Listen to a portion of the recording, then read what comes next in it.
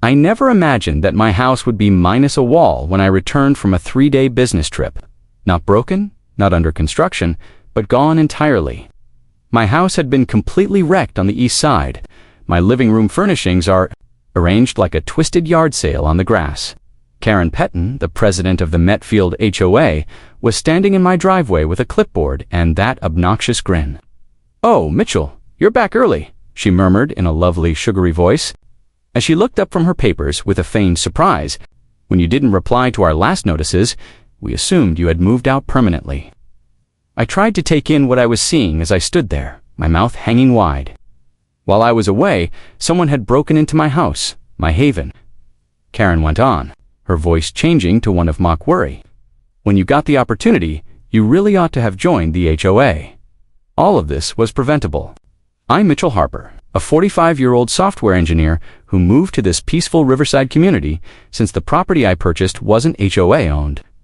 I had done my homework, verified with the county that my lot was never covered by the original HOA covenant, and examined the property lines 3 times.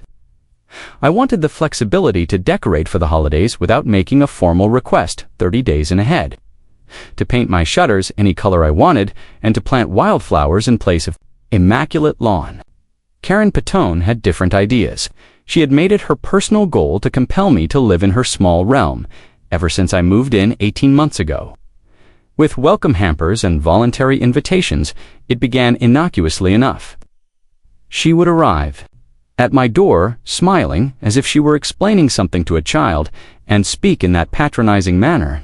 "Everyone in Metfield is a member of our community. Mitchell, my love. Actually, it's for your own good.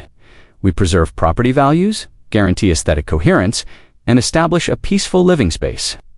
Her strategy altered after I graciously declined for the 4th occasion. The welcome basket was replaced by formal-looking notices that were placed beneath my door. They said that I was not adhering to local norms, that my outdated lawn was depressing property values, and that the mailbox I chose didn't fit the authorized designs. Since I knew she had no legal control over my property, I disregarded them all. Things were nasty at that point. Karen launched an anti-me campaign that would have made a bully in middle school happy. She got my neighbors to complain about noise that didn't exist coming from my residence. She claimed that I was operating an unlawful business out of my garage, so she summoned the city inspector, who was very perplexed and discovered nothing except my setup for a woodworking hobby. She even dared to enter my property and take pictures of my backyard, which she then showed at HOA meetings as proof of what she claimed was a decline in community standards. Over the months, the harassment intensified. On the windshield of my automobile, I would discover offensive notes. On the day of collection, my trash cans would inexplicably topple over. Animal Control received numerous anonymous complaints on my well-behaved and legally compliant golden retriever. I was aware that Karen was solely to blame, but establishing it was another story. She was cautious, constantly upholding plausible deniability while enlisting her devoted supporters to carry out her dirty deed. I got what Karen referred to as her final ultimatum 3 weeks ago, a large letter with legal-sounding rubbish. Regarding the HOA board's decision to annex my property under a fictitious emergency clause was sent to me via certified mail. According to the paper, I was causing a disruptive area of non-compliance that endangered the neighborhood's integrity because my property was surrounded by HOA properties. It required me to either join right away and pay $8,400 in retroactive dues over 3 years, or risk enforcement action. I read it and laughed. The insolence literally made me chuckle aloud as I sat at my kitchen table. I was sufficiently enough about property law to recognize that this was utter nonsense, particularly if their property was never included in the original covenant. You cannot just compel someone to join a homeowners association. I threw the documents in my filing cabinet, reasoning that I would take care of them after returning from a tech conference in Seattle. I made the error of underestimating Karen's level of determination. Karen implemented her crazy idea while I was away. She called an emergency meeting of the HOA board, and her 2 closest allies, Janet Morrison and Barbara Sullivan, were there. In light of my refusal to reply to their ultimatum, they unanimously decided to declare my property abandoned, according to the meeting minutes I subsequently acquired. Karen then hired a demolition crew using HOA funds, claiming to be the property's authorized representative and that the owner had approved the improvements. She made fictitious work orders, falsified paperwork, and even pretended to the demolition crew that I was her brother-in-law, who had requested her to manage the repairs. The crew started working when they saw official-looking HOA letterhead and didn't know any better. They planned to fully demolish and rebuild my house in accordance with HOA requirements, starting with the east wall. Who knows how far they would have gone if I hadn't returned home one day early because my trip was canceled. With trembling hands, I took out my phone as I stood there in my demolished house. Karen continued to speak, stating that everything was done for the sake of the neighborhood as a whole, and that I would thank her after the improvements were finished and my property's value rose. I had stopped listening. I was making a 911 call. I spoke as loudly as I could when the dispatcher answered. I have to report an ongoing property devastation in Breakin. A portion of my house was demolished without my consent. When she heard me provide my address, Karen's face went white, saying things like, "This is all perfectly legal and I have authorization." She began to falter. However, I saw the fear seeping into her eyes.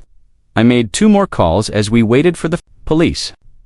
I started by explaining the situation to my lawyer, who virtually started to salivate. My brother-in-law, who was a sergeant in the county sheriff's office, came in second. He promised to make certain calls, even though he wasn't on duty. Within 10 minutes, the first patrol car arrived. After stepping outside and observing the destroyed wall, Officer David Patterson promptly called for assistance. Karen tried to use her charming speech pattern to convince him that this was all a misunderstanding and that she was the president of the HOA. The idea did not sit well with Officer Patterson. He requested the paperwork approving the destruction. Unaware that Officer Patterson's colleague was already on the radio with the county permit office, Karen provided her fictitious documents. My front yard appeared to be a crime scene inside 1 hour. A detective unit for patrol cars and even a representative from the district attorney's office were present. After recognizing their deception, the demolition crew halted all work and began making statements. They presented the falsified signatures, the work order Karen had provided them, and the HOA check she had used as a down payment to the police. When the foreman realized he had been unlawfully demolishing someone's house, he appeared ill. Sarah Lawson, the detective, conducted a comprehensive investigation. She spoke with the demolition team, the other HOA board members, who acknowledged that they had never given their approval for such a move, and a number of neighbors who attested to Karen's months-long harassment of me. As proof, she confiscated Karen's phone and laptop, discovering a wealth of incriminating emails and texts in which Karen had revealed her intention to use any means necessary to compel Mitchell's acquiescence. The finest part was when Barbara Sullivan instantly turned on Karen once she was threatened with criminal charges herself.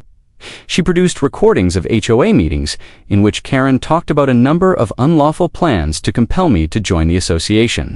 It seems that Barbara had been recording meetings for her personal safety, feeling as though Karen was pushing things too far.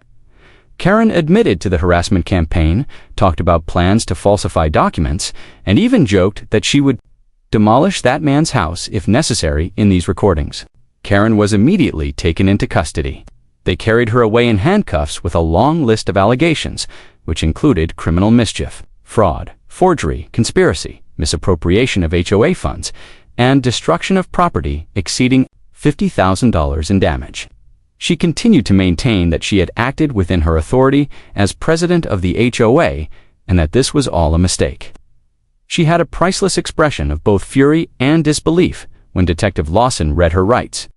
James Fitzgerald, my attorney, showed there as they were removing Karen. "Mitchell, we're going to own this HOA when we're done," he said, grinning, after taking one look at the scene. He wasn't being dramatic. We filed a comprehensive civil claim. We filed lawsuits against Karen personally, the HOA collectively, and the specific board members who had permitted her actions. The damages were significant, for 18 months of emotional pain and harassment, in addition to the destruction of my property. The criminal trial proceeded quickly. Karen's attorney suggested that she accept a plea bargain because there was a ton of evidence against her. She declined, arguing that she was innocent and shielding the community from my harmful influence. The jury rejected it. They returned guilty verdicts on all counts after less than 2 hours of deliberation. The judge, who was obviously appalled by Karen's misuse of authority, gave her an 18-month prison term and mandated that she make full reparations for the harm done to my house. For Karen, the financial repercussions were even more disastrous. The estimated cost of the damage to my home was $78,000. She owed me more than $200,000, in addition to legal costs and punitive damages from the civil lawsuit. In order to pay the judgment, she had to sell her home. Karen had committed a crime and gone above her actual power. Thus, the HOA's insurance company declined to pay for the damages. Following the payment of settlements to prevent bankruptcy, the association itself was compelled to disband. Karen also experienced a collapse in her career. She had worked as a real estate salesperson with Riverside Premier Properties, using her position as HOA president to give clients a sense of authority. Her broker fired her right away after her arrest. Was reported in the local papers with the headline, "HOA President Demolishes Neighbor's Home in Power, Trip Gone Wrong." Her 15-year career in the real estate sector came to an end when her license was placed on hold while the state board reviewed it. The sentencing day felt unreal. In contrast to the power suits she wore when scaring the neighborhood, Karen was wearing an orange jumpsuit when she stood before the judge. She actually gasped and began to cry when the judge announced the 18-month sentence. Her knees gave out and her lawyer had to help her. She said, "This isn't fair," repeatedly,